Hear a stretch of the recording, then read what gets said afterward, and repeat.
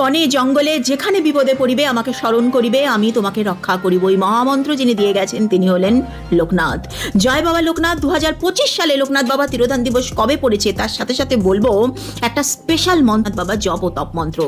এই দিনকে অবশ্যই বন্ধুরা আর কিচ্ছু না করলে লোকনাথ বাবাকে স্মরণ করে এই মন্ত্রটা মনে মনে 11 বার তোমরা জপ করবে। তার সাথে বলবো কোন মিষ্টি বাবা পছন্দ করেন, কোন ফুল ছাড়া পুজো অসম্পন্ন এবং কোন ফল লোকনাথ বাবাকে একটা পারলেও ওই দিনকে অর্পণ করবে। এই সব কিছু নেই আজকের ভিডিও। লোকনাথ পুজোর মেন ফুল হলো নীল শাপলা বা নীল শালুক এবং তার সাথে যে কোনো রকমের সাদা ফুল। লোকনাথ বাবাকে তুষ্ট করতে তাল শাঁস এবং কালো জাম ওই দিন কিন্তু অবশ্যই দেবে। ভোগ হিসাবে তাল মিছরি, সাদা মিছরি বা যে কোনো রকমের সাদা মিষ্টি অবশ্যই দিও। 2025-এ 19শে জ্যৈষ্ঠ 3রা জুন মঙ্গলবার পড়েছেন লোকনাথ বাবা তিরোধান দিবস। যে স্পেশাল মন্ত্রটা তোমরা অবশ্যই বলবে, নমামি বারদি চন্দ্রং নন্দন কাননে শরং হরিম। মন্ত্রটা জপ করো, আর কিচ্ছু করতে হবে না, জীবনে শান্তি ও সমৃদ্ধি ফিরে আসবে। জয় বাবা লোকনাথ।